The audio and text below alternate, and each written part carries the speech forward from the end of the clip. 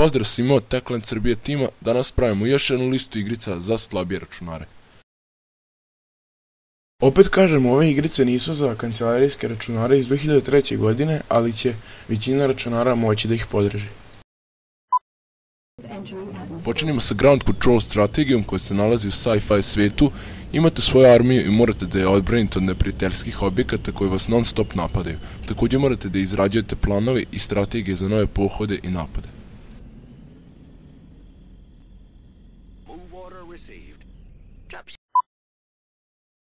Far Cry Anti-Terror je na drugom mjestu, nastavak prvog dela, borite se protiv ruske mafije i to je jedna veoma dobra pucačina koja ne zahteva mnogo.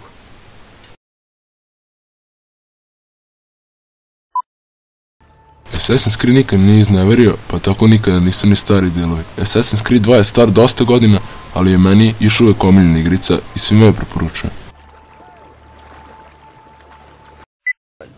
Serious Sam 2 kod nas poznata je zato što je napravila hrvatska firma pod imenom Core Team. Serious Sam 2 objavljen je za Microsoft Windows Xbox konzolu i nastavak 2002. godine Serious Sam The Second Encounter. Trataré de conseguir la tercera parte. Witcher 1 je zadnji. Ova igrica nije toliko zahtevna, ali je dosta dobra za godine u kojima je napravljena. I zato je i volim. Mehanika nije toliko dobra, ali ko može da se žali sa takvim zahtevnim performansama? Don't get killed. You're it. Hvala što ste gledali ovaj klip, srdačan pozdrav želim vam Techland Srbija Team.